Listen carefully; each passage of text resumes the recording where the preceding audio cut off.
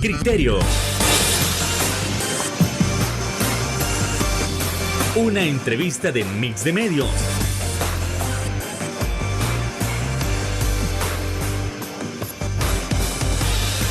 Que aborda frontalmente los problemas de El Salvador con los verdaderos protagonistas y plantea soluciones.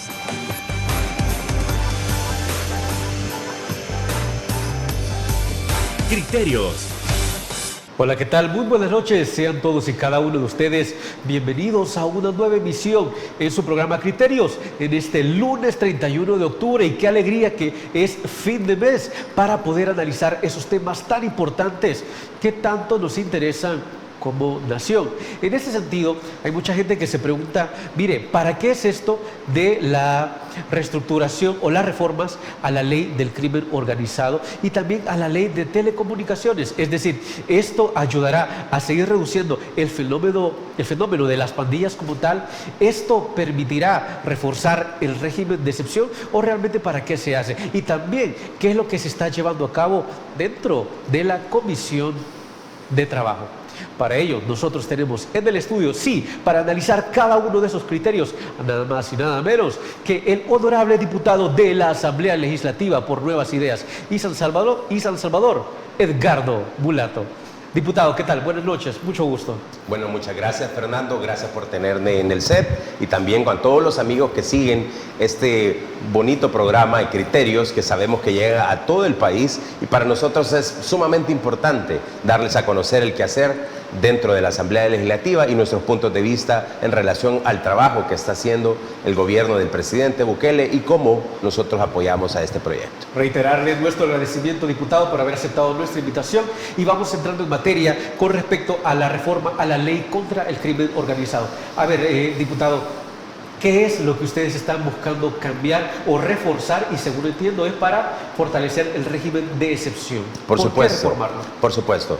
Son más de 55,000 personas las que definitivamente, homicidas, delincuentes, personas que derramaron sangre inocente de muchas personas en nuestro país, las que están ya cumpliendo una pena dentro de estas cárceles. Y sabemos que el debido proceso se ha venido realizando. Hemos visto también cómo muchos jueces dentro del mismo sistema de justicia que existe en El Salvador, definitivamente la carga laboral ha crecido bastante. Sí, claro. Y nosotros buscamos dos cosas. En primer lugar, la ley del crimen organizado definitivamente hay que fortalecerla, porque consideramos que hay una serie de elementos en cuanto a procesos y procedimientos para poder desarrollar y poder meter en la cárcel a estas personas y que podamos hacerlo de mejor forma. Creo que era necesario fortalecer, cambiar algunos aspectos importantes dentro de esta ley, y eso pues lo que nos garantizaría es que estas personas cumplan su debida pena por haber cometido ilícitos, y definitivamente lo que nosotros buscamos es que estas personas queden en la cárcel el tiempo que sea necesario, sin necesidad de que vayan a haber procesos que sean adversos al proceso que nosotros estamos queriendo continuar para que el país siga de manera más libre, ¿verdad? Sí. Caminando, que la economía siga desarrollándose y, por supuesto, que las personas y las familias salvadoreñas sigan viviendo en paz y desarrollándose en su vida económica. Consideramos que esta ley lo que nos viene a brindar son herramientas necesarias para que el sistema judicial en materia penal puedan poder seguir metiendo a la cárcel, y que sabemos que eso lo que va a lograr es tener un impacto directo en el sistema judicial. Esta ley tenía lagunas por ahí de las cuales no les permitía encerrar a estas personas. Definitivamente, bueno, como te repito, el tema, los procesos y los procedimientos que se siguen al interior del sistema judicial tenía una serie de elementos que no permitía que fuera más ágil el proceso, que nuestros jueces... ¿Lo ralentizaban mucho? ¿Perdón? ¿Lo ralentizaban mucho? Sí, en el caso, por ejemplo, te puedo citar, los jueces de lo laboral, los jueces dedicados a la parte penal, sí, claro. Ellos justamente en cuanto a las escuchas telefónicas, por ejemplo, ellos tenían que pasar los procesos en 11 lugares en todo el país, ¿verdad? 11 juzgados, y ahora pues se va a concentrar en un solo juez, a manera de poder concentrar todo ese tipo de información que es pertinente a las escuchas telefónicas para los pandilleros, y eso nos permite a nosotros lograr tener un sistema más eficiente, digamos, que va a responder de manera rápida y ágil y poder hacer el combate a la criminalidad de mayor fuerza. Y eso es justamente lo que permite esta ley, que nosotros le damos garantías al pueblo salvadoreño, pero también, sobre todo, al sistema judicial, para que puedan capturar rápidamente a esas personas y que al momento de entrar en un proceso de investigación, el proceso de investigación sea lo más expedito, que cuenten con las herramientas, que los juzgados especializados en materia penal logren poder tener toda la información pertinente para que estas personas puedan cumplir la pena correspondiente. Ok, en las administraciones pasadas, digamos la pasada Asamblea Legislativa o la pasada administración como tal, no se hizo ningún avance o habían demasiados obstáculos para poder aplicar esta ley debidamente. Pues yo considero que no había interés alguno. Estamos claros de que ellos protegían, y te voy a citar un dato. Adelante. A la entrada del gobierno del presidente Bukele eran cerca de 16,000 las personas en cuanto a homicidios por pandillas se estaban dando, y tiene un registro que se tenía en ese momento. 16,000 pandilleros estaban en la cárcel. Al ingreso del Plan Control Territorial, aparte que bajaron los homicidios, aparte que eso le permitió al pueblo salvadoreño irse liberando y que fueran pasando, ponele, ahora tenemos nosotros 0.7 de muertes por día, ¿verdad? Por homicidios violentos, como el caso de las pandillas, a diferencia de que antes eran 30 diarios. Y eso considero pues que es parte de los efectos que tiene un plan control territorial que ha implementado el gobierno del presidente Bukele, un régimen de excepción, y ahora eso nos va a permitir con esta ley del crimen organizado todavía más, ser más contundentes, que el proceso de investigación sea mejor aún, y eso es lo que nosotros mirábamos en el pasado, que parte de simplemente le mentían al pueblo salvadoreño haciéndole creer que había un apoyo directo en un combate contra la criminalidad, un combate contra las pandillas, lo cual nunca fue real. Imagínate, nosotros en cerca de 7 meses, 8 meses que vamos del régimen de excepción, se han capturado adicional a esos 16,000, 55,000 pandilleros, más de 50, y sigue creciendo. Estos procesos que nosotros queremos implementar, lo que nos va a permitir es lograr incidir directamente en los procesos penales, que sean más expeditos, los procesos de investigación al interior de los juzgados, y que los jueces cuenten con herramientas que les van a permitir hacer un mejor trabajo. Diputado, antes se entendía que una persona podía permanecer capturada las primeras 72 horas. Claro. Con esta reforma a la ley contra el crimen organizado, ¿esto cambia? Definitivamente, como te repito, lo que buscamos es que esta ley, en cuanto al sistema, ya tiene actualmente un proceso, ¿verdad? Que actualmente nosotros en el régimen de excepción le permitimos a los policías poder capturar, ¿verdad? Y luego entonces hacer el proceso debido. Antes pasaban 3 días, hoy pueden pasar más tiempo en proceso de investigación, de 15 hasta un mes, y eso logra pues que puedas recoger más información, hacer el proceso de investigación. Eso creo que es justamente lo que nosotros le permitimos ahora al Ministerio de Justicia y Seguridad Pública, para efectos de que estas policías que están en proceso de búsqueda, incluso hemos visto cómo han migrado estas pandillas a los cantones, a los caseríos, a las montañas, y estamos nosotros dotando como Asamblea Legislativa de herramientas y recursos para que los policías, para que la Fuerza Armada le permita nuevamente dar un golpe más fuerte a las pandillas. Eso es lo que a nosotros nos permite este sistema y estas reformas que buscamos con esta ley. Ok, con esto ustedes entiendo que le dan un golpe todavía más fuerte a las pandillas. Así es. Y nosotros nos preguntamos, según cifras oficiales, ¿cómo es posible que en el pasado haya habido un 97% de impunidad en todos estos casos? Eso fue la gota que rebalsó el vaso, en el sentido de que nosotros lo que buscamos es que la impunidad en nuestro país definitivamente desaparezca, porque habíamos llegado como a observar en los juzgados, en los diferentes sistemas judiciales, del sistema judicial nos permitía a todos los salvadoreños darnos cuenta de cómo ese sistema corrupto había estado afectando cada uno de los procesos que llegaban, y ahí incluso mirábamos cómo les permitían a los pandilleros, ¿verdad?, a los cabecillas, poder tener algún nivel de incidencia de custodios, ¿verdad?, donde efectivamente tenían una vida muy distinta a la que nos hacían creer. Y esa impunidad, eso es lo que nosotros estamos combatiendo con esta ley del crimen organizado, porque debe acabar. El pueblo salvadoreño le ha dado al gobierno del presidente Bukele más del 9 de cada 10 salvadoreños efectivamente confían en el proyecto del presidente de que está transformando el país, y cerca del 83% aprueban el trabajo que está haciendo esta nueva Asamblea Legislativa. Y por supuesto, en suma a esos dos trabajos es lo que nosotros tenemos que devolverle la confianza al sistema judicial, porque la impunidad no puede quedar de la misma forma como se hacía antes. El 97% eran de los casos que definitivamente había impunidad registrada en los juzgados de diferentes partes del sistema judicial, y ahora nosotros buscamos que esto sea cada vez más limpio, que los procesos y los jueces tengan herramientas debidas para poder combatir a las pandillas, y que también eso sigan teniendo el tiempo de la pena necesaria para que estas personas puedan cumplir con su pena. Diputado, a eso iba precisamente. Y si usted se recuerda, hasta antes de 2019, antes de 2021 más o menos, cuando realizaban las encuestas, las diversas universidades y los diferentes institutos políticos, el sistema judicial salía altamente reprobado.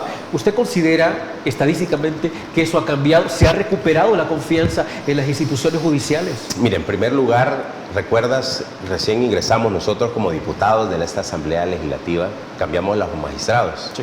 Definitivamente era necesario que tuviéramos un órgano tan importante que le devolvería al pueblo salvadoreño la oportunidad de poder cambiar radicalmente el sistema judicial.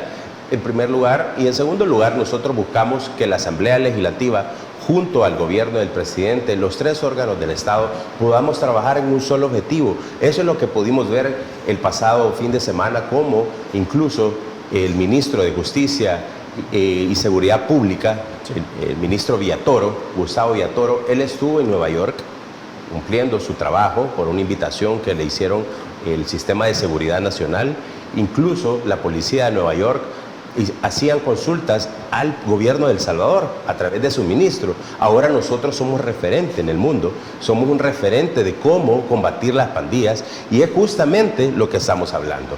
Lo que nos permitió es poder trabajar de manera articulada, gobierno del presidente, la Asamblea Legislativa y por supuesto el sistema judicial, donde nosotros tuvimos que ponernos de acuerdo para que pudiéramos lograr combatir de frente en este país, y eso fue lo principal que logró y nos permitió dar un golpe muy fuerte a las pandillas y que podamos tener en la cárcel. Ya te imaginas, ese puño del Estado, ese puño directamente de la Asamblea Legislativa, ese golpe fuerte que le da un órgano judicial, podemos atacar directamente un sistema que había tenido dormido en nuestro país. Y te voy a dar un dato muy importante. El crecimiento económico en nuestro país se refleja en generación de fuentes de empleo, en confianza por parte del empresario, y de mi parte, como presidente de la Comisión de Trabajo, hemos podido notar y le damos seguimiento a cada uno de esos datos importantes.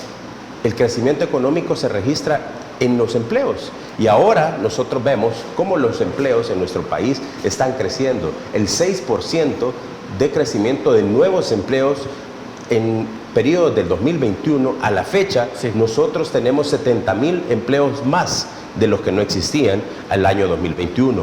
A esta fecha, el mes de agosto, que te registramos por parte del Seguro Social, nos permite darle credibilidad a que ese empresario, porque la empresa privada tiene mucho que ver en el acompañamiento del crecimiento económico en nuestro país.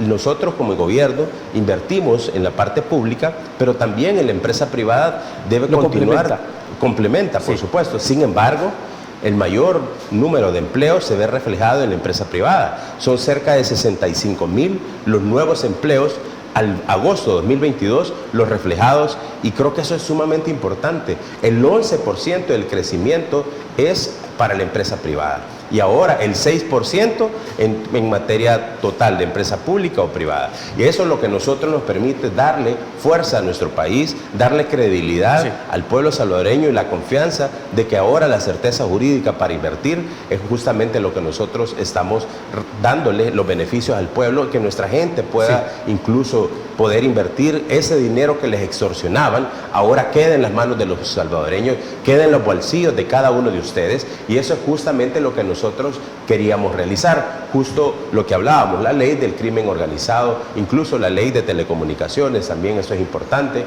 también incluso ahora con estas herramientas que estamos dotando, le permiten al pueblo salvadoreño cambiar más fuerte y golpear fuertemente a las redes de corrupción que tanto han hecho daño en nuestro país. Y qué bueno saber que la situación está cambiando significativamente para bien. Pausa comercial, ya volvemos.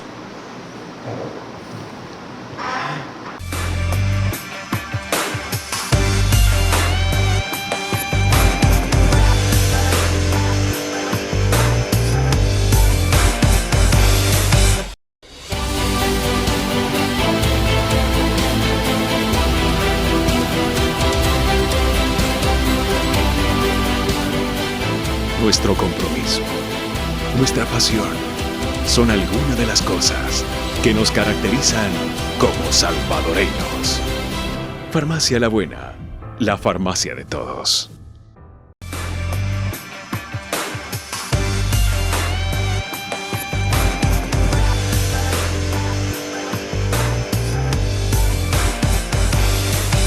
Muchísimas gracias por continuar con nosotros. Y tal cual como iniciamos en el primer bloque, lo que se está haciendo en materia de seguridad, ahora toca analizar, ok, ya se está reformando la ley contra el crimen organizado, pero por ahí se escuchó que también la ley de telecomunicaciones estaba siendo reformada. ¿Es que acaso se van a aumentar las escuchas telefónicas? ¿Esto permitirá otro golpe a las pandillas? Por favor, diputado Edgardo Mulato. Muchas gracias. Bueno, sí, efectivamente también nosotros hicimos una reforma importante de la ley de telecomunicaciones porque consideramos que esa es una también de las herramientas que le va a venir a dotar y darle fuerza al combate contra las pandillas. Sabemos que son cerca de 55,000 o más incluso los que ya están cumpliendo una pena, pero sabemos que una estructura criminal de esta naturaleza que ha operado fuertemente en nuestro país, definitivamente, y que se le había permitido, porque eso es lo que nosotros estamos combatiendo, cómo se había enquistado en nuestro país, en todo el sistema nacional, y creo que ese tipo de herramientas va a poder combatir algunas cosas que el mismo sistema pues les permitía y no buscándoles ayudarles, simplemente estaba desprotegido.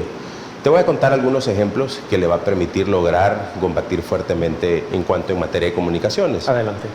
Ya te imaginas que son cerca de 1.500 armas las que se han decomisado a todas esas estructuras criminales. También son cerca de más de 10.000 vehículos los que se han incautado a este tipo de estructuras criminales. Son cerca de 1.5 millones de dólares en efectivo lo que ellos han logrado capturar. Así también podemos decir que son más de 10.000 celulares, aparatos celulares, que se le han incautado a todas estas personas. Sí. Significa que en droga incluso también se han incautado cerca de más de 20 millones de porciones de droga que los que se les han encontrado. ¿Qué sucede con todo esto? Lo que nosotros estamos observando, que era una estructura sumamente montada, era como una compañía, una empresa dedicada a la extorsión, dedicada al derramamiento de sangre, a matar personas inocentes e incluso dañar al pueblo salvadoreño, a las familias, quitarles la confianza.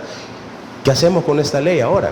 Darle robustez a que la investigación, el proceso de escuchas telefónicas, que incluso lográramos nosotros tener incidencia, que las compañías de telecomunicaciones nos colaboren aún más, porque lo hacen efectivamente, pero que puedan tener todavía un mejor registro de todas aquellas personas que compran chips.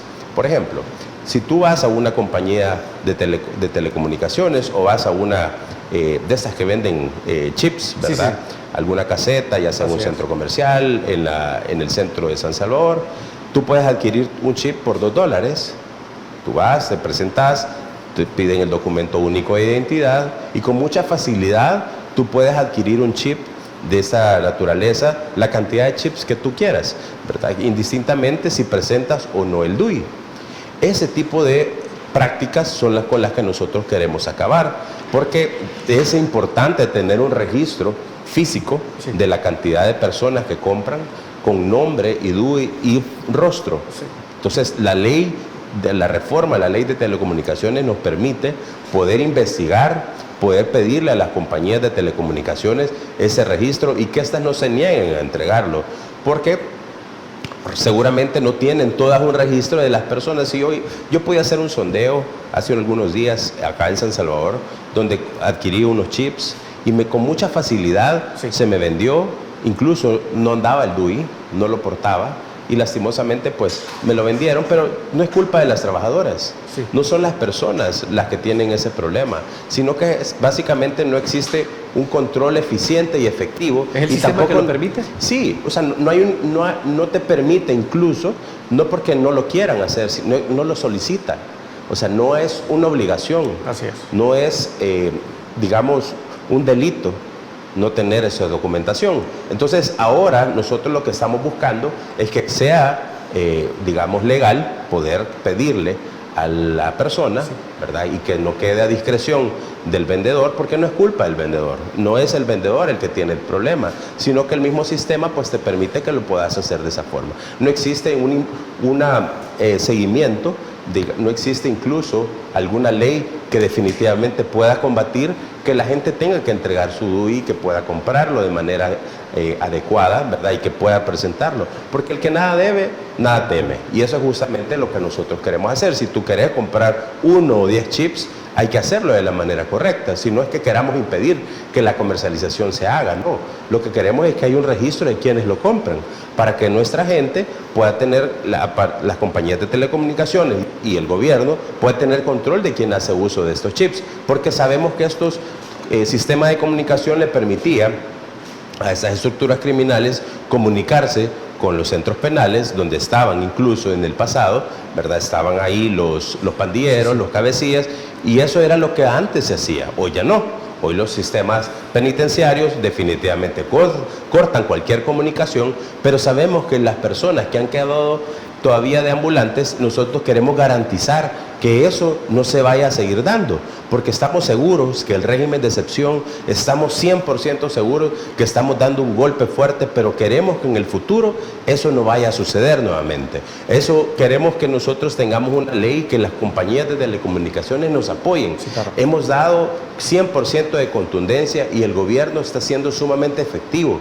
Estamos viendo cómo estas leyes que nosotros y régimen de excepción, que definitivamente está dando muestras de que está dando resultados, más del 93% de la población apoya el régimen de excepción en todo el país. Eso es sumamente importante porque nos dice que vamos por el camino correcto, y eso es lo que nosotros queremos que el pueblo salvadoreño conozca de nosotros como funcionarios, que estamos muy de cerca viendo cuál es el quehacer de las pandillas, muy de cerca con el quehacer del gobierno, y nosotros como diputados es nuestra responsabilidad estar pendientes y ver cómo estos procesos se están haciendo de la mejor forma. Sabemos que no es perfecto, pero es perfectible. Estamos buscando que vayamos buscando desarrollar esta agenda del combate contra las pandillas de mejor forma cada vez más, y que El Salvador siga siendo un referente en el mundo como ya lo es. Nueva York estuvo nuestro ministro de Seguridad y Justicia y también demostrándole cómo nosotros combatimos a través de los 3 órganos del Estado, poniéndonos de acuerdo y poder meter a la cárcel a más de 55,000 pandilleros, y cómo las leyes ahora están para darle garantías de paz y tranquilidad al pueblo salvadoreño. Ok. Usted menciona que más del 90% de las personas está de acuerdo con el régimen de excepción. Y claro que esto ha venido cambiando, porque usted se puede recordar en aquel entonces, allá por marzo, cuando sucedió este fin de semana tan oscuro, tan negro, muchísimas personas cuando se anunció, mire, hay régimen de excepción, muchos quedaron asustados. Mire, entonces se van a llevar a los pandilleros y se van a llevar a la gente inocente, ¿cómo va a funcionar? Usted recuerda que muchísima gente tenía miedo. Entonces, pero con el avance de los meses y con los resultados vistos, la gente cada vez ha ido reduciendo su miedo y ha ido aumentando el apoyo hacia el régimen de excepción. ¿Esto ustedes lo pueden percibir?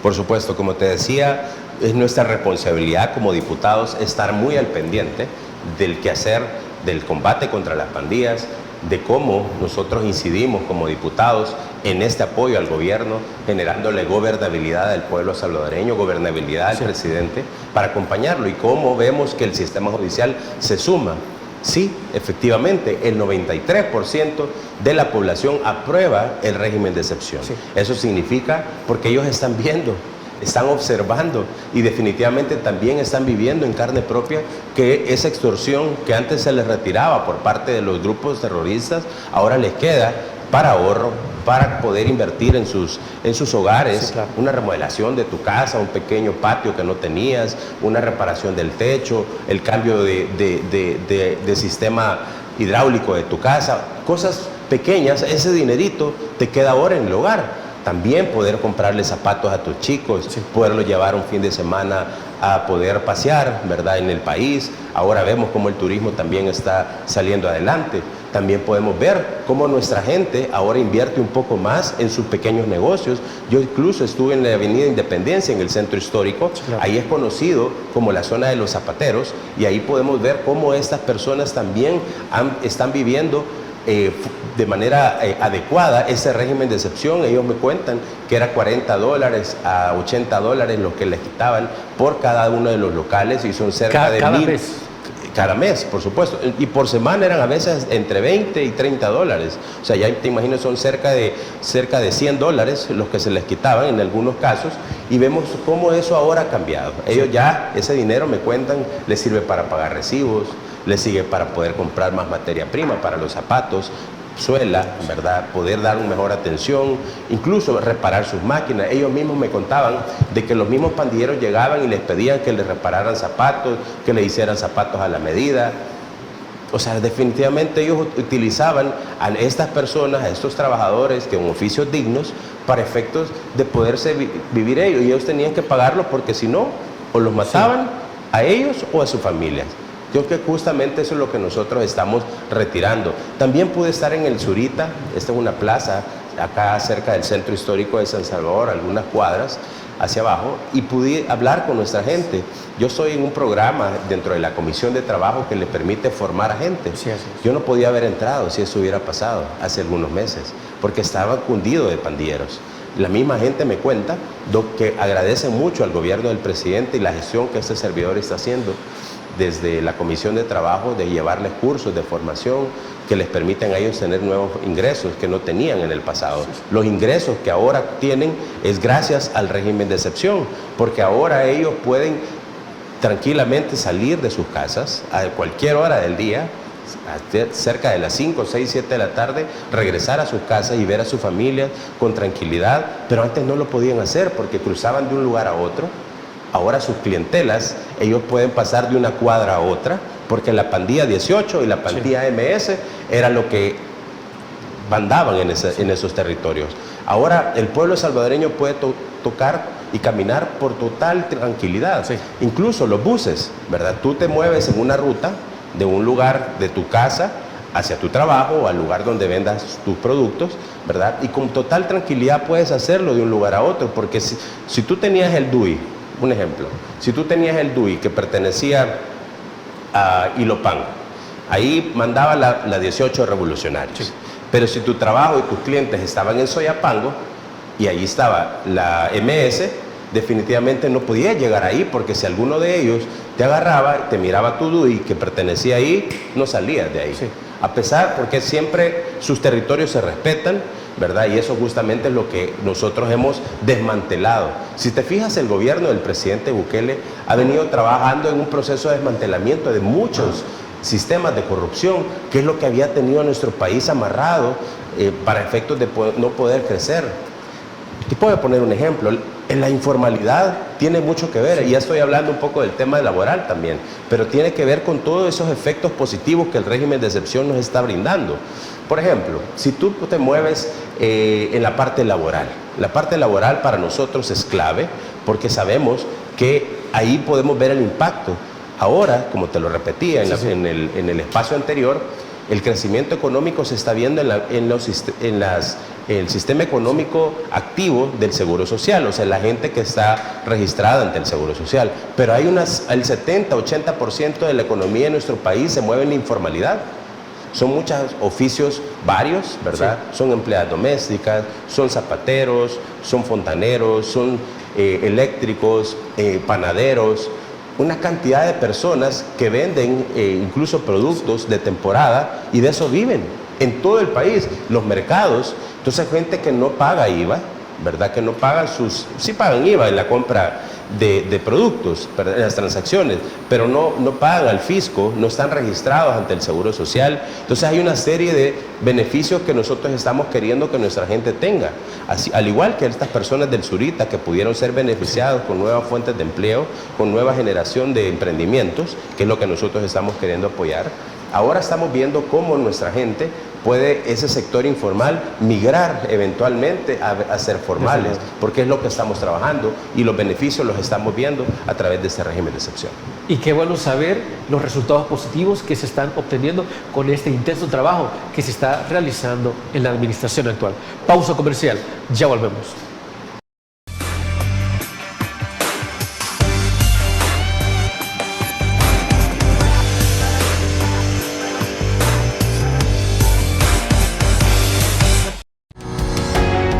Samvar, una empresa que cree en la sostenibilidad ecológica y en la cultura de productos biodegradables en El Salvador, decididos a proveer las mejores soluciones en limpieza, porque cuidar el medio ambiente es tarea de todos.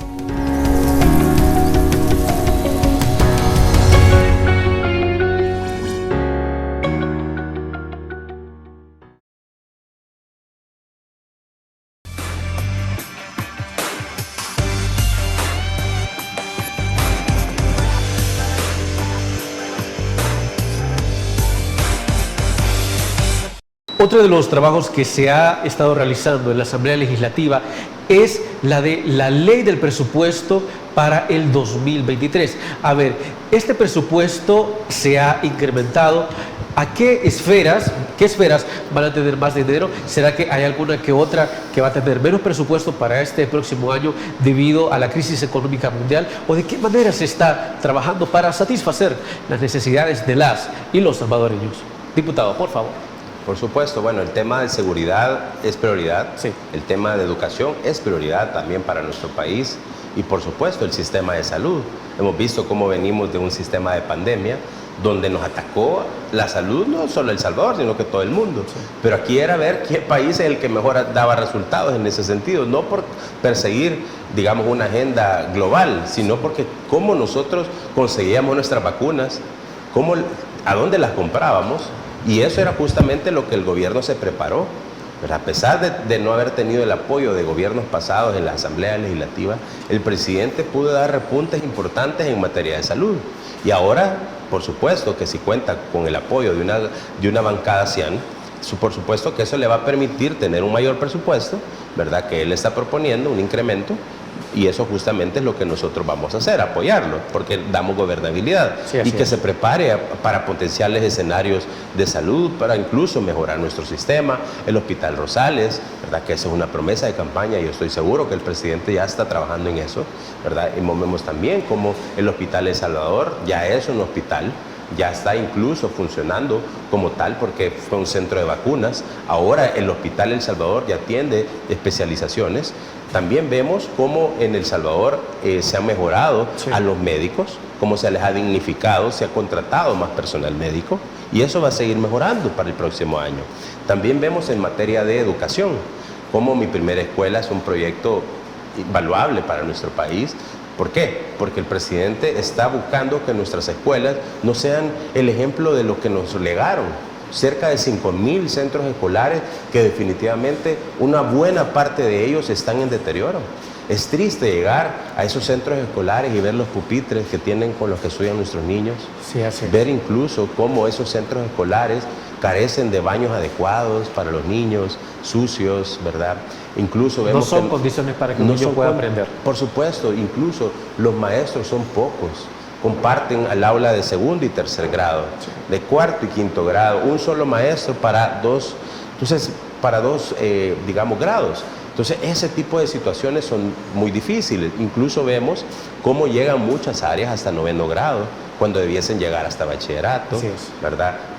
¿Por qué? A los chicos les toca caminar al instituto más técnico más cercano, a 1 kilómetro, a 2 kilómetros de distancia, a pie. Los chicos, chiquitos, desde chiquitos, van llegando a sus centros escolares. Hemos tenido casos, de hecho, aquí en el programa, que nos comentaban que desde Chalatenango se estaba pidiendo al Ministerio de Educación la construcción de determinadas, de dos escuelas, porque los niños tenían que caminar hasta 2 kilómetros o más para poder llegar a su centro de estudio. Y qué bueno que el Ministerio de Educación respondió. Así que eso es toda una realidad, diputado, tal como usted comenta. Por supuesto. Esos casos los podemos vivir en diferentes partes de nuestro país. El pueblo salvadoreño no nos dejará mentir. Sí. Como en lugares, yo tuve la oportunidad de visitar algunos lugares en Usulután, centros escolares que al momento de entrar el presidente en gestión, se tuvieron que hacer reconstrucciones de los muros. Eso no parecía escuela. No parecía escuela. Atentan los muros contra los niños, ¿verdad? Sabemos que es peligroso en algunos lugares y creo que ha habido un total abandono del sistema de educación por parte de los gobiernos pasados, y nosotros, a 3 años del gobierno del presidente Bukele, con 1 año y medio de bancada, sí estamos dándole el presupuesto para que él pueda atender ese sistema de educación tan necesario. Las computadoras y las tablets para los niños. Eso es un proyectazo importante para nuestros chicos. ¿Por qué? ¿Cómo estudiaban antes? Mediante un libro, mediante un candil, pero claro, estudiaban lo que querían los gobiernos, con literatura que a ellos definitivamente les convenía. Ahora no, nosotros le damos apertura al mundo a los chicos. Sí. Buscamos que la educación venga desde la casa, que los chicos por sí solos puedan explorar el mundo a través del internet, a través de sitios, por supuesto, de su edad, ¿verdad? Pero que sea a discreción de cada uno de sus familias, con la custodia de los padres, esa herramienta tan importante de abrirse al mundo. Sí. Todos lo sabemos. Los chicos de las escuelas privadas, por tener mayor capacidad económica, sus padres pueden darles de esos recursos. Pero ¿por qué los niños de las escuelas públicas no podían hacerlo? Obviamente por temas económicos. Pero ¿por qué no el gobierno no le va a dotar de esos insumos cuando es tan necesario para nuestro país? Si queremos un país de primer mundo, ¿por qué el sistema educativo no puede ser igual o mejor que lo privado? Esos son los paradigmas. De hecho, eso debería de ser. Exacto. Esos son los paradigmas que nosotros queremos romper y que ya estamos rompiendo. Sí. Entonces, que todos los niños, ahora que se van en octubre, ya a descansar a su temporada de vacaciones y entrar en enero o febrero, ¿qué va a pasar? Estos niños se van a llevar sus computadoras. Es un anuncio que le hago a todos los padres de familia, que no les digan de que no pueden llevarse sus computadoras. Ya el Ministerio de Educación ya dio un informe, ¿verdad?, oficial, donde los chicos son propiedad de ellos, sus computadoras y sus tablets. Eso el gobierno del presidente, el presidente de la República se los ha regalado para que ellos puedan hacer uso, y el uso adecuado, y seguir educándose desde casa. Creo que es valioso toda esa información porque el sistema educativo está dando pasos agigantados y lo vamos a seguir haciendo el próximo año. En materia de seguridad, acabamos de hablar en los espacios anteriores cómo el sistema de seguridad ahora sí está respondiendo para darle tranquilidad al pueblo salvadoreño. Eso es justamente, pero yo pude verlo hace poco, en la tormenta que se dio. Esta tormenta nos dejó algunos acercamientos con la policía o con la Fuerza Armada, porque ellos también sufrieron el embate de esa tormenta y pudimos llegar y apoyarlos dándoles alimentos. Pero también pude conversar con ellos en el cerco Comasagua, acá en La Libertad, que han estado combatiendo, porque es un régimen de cerca de 2.000 militares en ese sector, porque se han diseminado los pandilleros en algunos lugares escondidos. Entonces había que atacarlo de esa forma. Ese contingente el presidente no lo hubiera podido hacer si no hubiera tenido al personal adecuado, la cantidad de militares trabajando en el sector, si no hubiera podido darle sus recursos adecuados, su indumentaria, sus armas, el sistema de poder buscar de manera digital drones especiales para poder buscar a estos pandilleros. No lo hubiera podido hacer si nosotros no hubiéramos podido apoyar económicamente, porque el pueblo salvadoreño hoy sí tiene representantes del pueblo que buscan darle seguridad, y por supuesto la gobernabilidad del presidente de la República, que tan buen trabajo está haciendo. Eso no lo hubiera podido lograr si no tuvieran 1 año y medio de una bancada que definitivamente sí le está apoyando, y eso es lo que el pueblo observa. Ahora, en esta ley de presupuesto general del 2023, otra vez vamos a hacerlo, porque necesitamos seguir dando golpes fuertes al combate contra las pandillas, porque eso es lo que nos está haciendo que la economía de nuestro país mejore, que los emprendedores tengan la libertad de poder hacerlo. Y la gente también se estará preguntando, bueno, ¿qué es lo que se está haciendo en la Comisión de Trabajo? Si es que se han hecho algunas reformas que nos puedan beneficiar, hay que conocerlo tras la pausa comercial. No nos cambie, ya volvemos.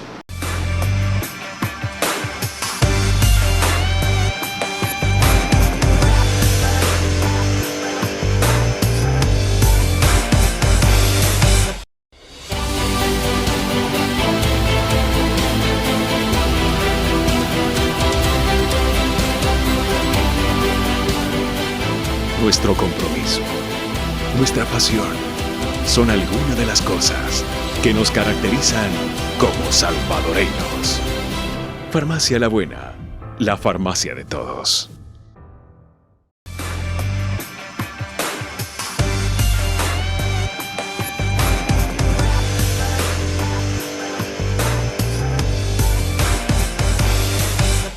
Tal como cerrábamos el bloque anterior, también queremos saber qué es lo que se está haciendo en la Comisión de Trabajo. ¿Cuáles son las reformas que se han realizado? ¿Cuáles son algunas de las iniciativas que se han planteado y que pueden beneficiar a las y los trabajadores salvadoreños? Por favor, diputado, desde la presidencia de la Comisión, ¿qué es lo que se ha realizado? Por supuesto. En materia laboral, nosotros estamos acompañando al gobierno del presidente Bukele con una simple y sencilla razón. Sí. Hemos visto cómo la economía de nuestro país está dando pasos agigantados.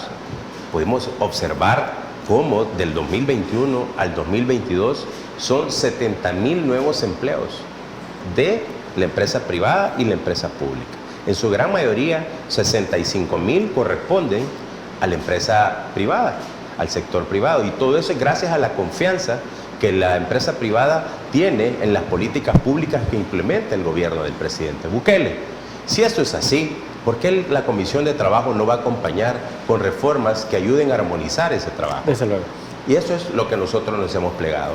A armonizar ese trabajo, nosotros no solo estamos con el trabajador, sino que también con la empresa privada. Y nos interesa que cada una de las políticas públicas que nosotros vamos también ejerciendo desde el legislativo, le permitan a cada uno darle garantías de apoyo, que sientan esa confianza en la Asamblea. Tú sabes que la Asamblea Legislativa anterior llegó a tener a un -3% de aceptación. O sea, ni siquiera llegaba al 1% de aceptación por los gobiernos, por el pueblo salvadoreño. Ahora, esta Asamblea Legislativa, gracias a la confianza del pueblo salvadoreño, por todo el trabajo que hemos venido realizando, y no me queda duda por el apoyo que le brindamos al gobierno del presidente, que le da mayores garantías de poder resolver, nosotros gozamos del 83% de aceptación por parte del pueblo salvadoreño. Eso justamente lo que nos está dando que vamos por el camino correcto, y vamos a seguir dando esos fuertes golpes en materia de pensiones, en materia de reformas al Código de Trabajo, que ya sabemos que el Código de Trabajo definitivamente responde o respondía a intereses particulares. ¿Por qué? Porque nunca lo reformaron.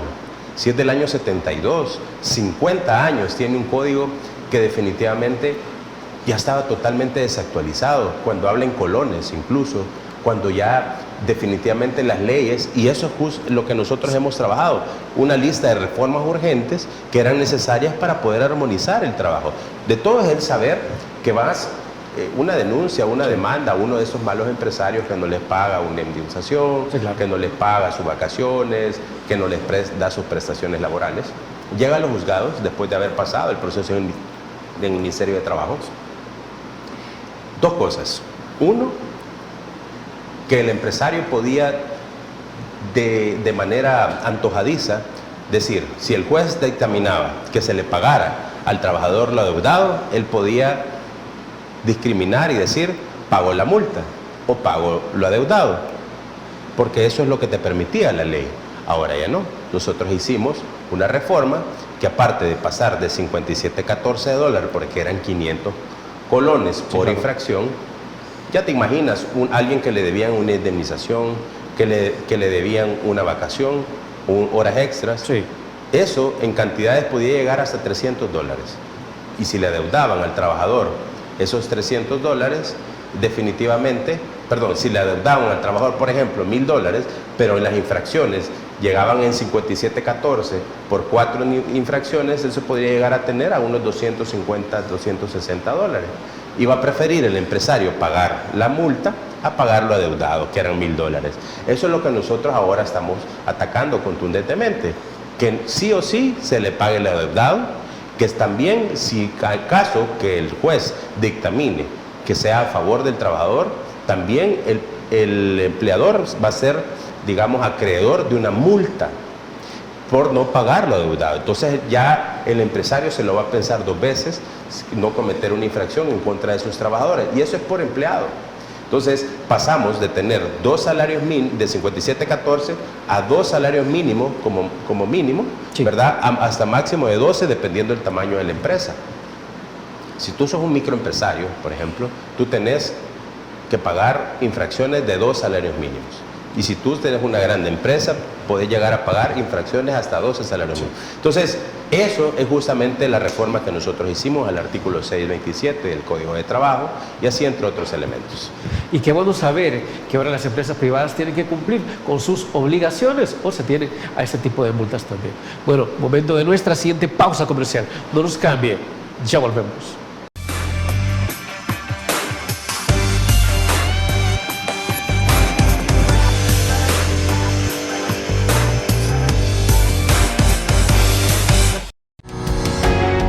Samvar, una empresa que cree en la sostenibilidad ecológica y en la cultura de productos biodegradables en El Salvador, decididos a proveer las mejores soluciones en limpieza, porque cuidar el medio ambiente es tarea de todos.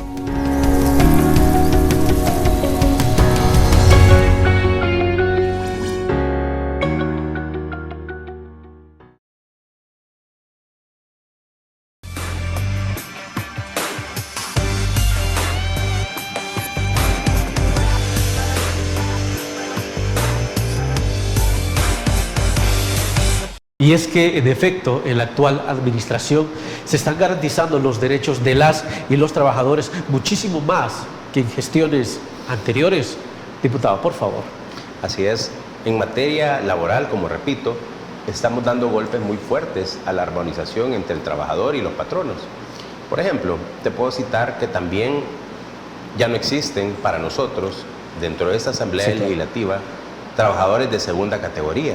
Y así los miraban en el pasado a los trabajadores, por ejemplo, a los trabajadores temporales, a los en periodo de prueba. Ellos no tenían acceso al seguro social. ¿Era una estigmatización? Por supuesto. O sea, los miraban como contratados, sí, pero no tenían garantías. Cuando la Constitución te obliga, ¿verdad? O cuando la Constitución habla y dictamina la Carta Magna de que todos los salvadoreños debemos tener acceso a la salud. Sí. En todo el pueblo salvadoreño. Y no, ¿por qué no hacerlo con la parte laboral incluso? Entonces, hoy los empresarios tienen la obligación también de dar o inscribir a los trabajadores en el Seguro Social para que puedan gozar de esos servicios. Sí, eso es importante porque existen muchas personas que trabajan en maquilas temporalmente, que trabajan en periodos navideños, en temporadas de vacaciones.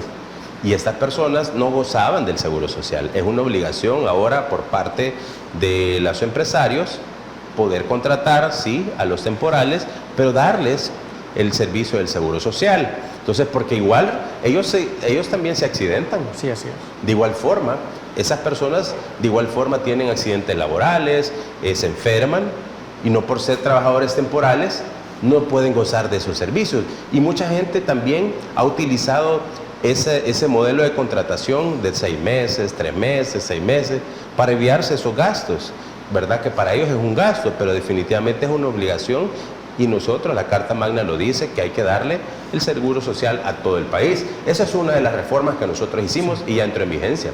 Entre otras cosas, también todos los empleados públicos, todas aquellas personas que no habían cumplido los 6 meses de trabajo, no gozaban del seguro social tampoco, porque había un vacío de ley en el Código de Trabajo y en la ley de asuetos y vacaciones que definitivamente no le permitía a esos trabajadores también gozar del servicio del seguro social.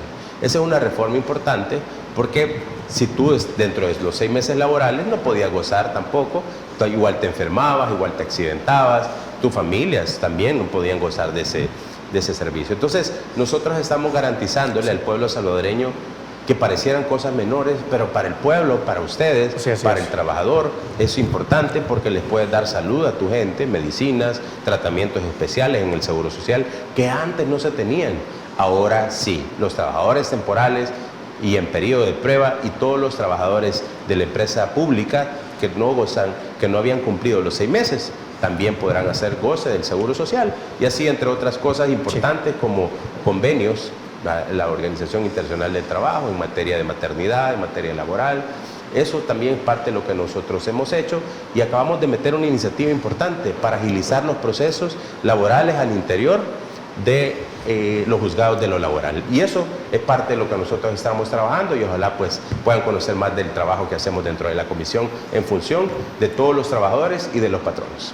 Diputado, qué gusto saber que se está trabajando en favor de la ciudadanía. Lamentablemente se nos ha terminado el tiempo para que usted nos siga comentando sobre los criterios que están manejando dentro de la Comisión y la Asamblea Legislativa, pero desde luego que esperamos tenerlo próximamente con nosotros. Muchas gracias a ti, Fernando, y definitivamente al pueblo salvadoreño sepan que nosotros estamos para darle seguridad al pueblo salvadoreño, para darle garantías sociales a cada uno de ustedes y que las familias salvadoreñas puedan también gozar de todos los beneficios que el gobierno del presidente está apoyando y nosotros vigilantes como representantes del pueblo para que eso se cumpla.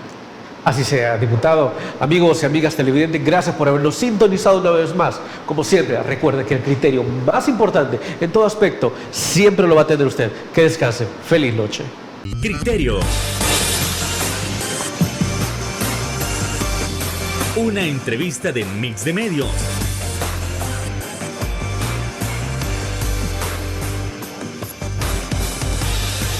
Que aborda frontalmente los problemas de El Salvador con los verdaderos protagonistas y plantea soluciones.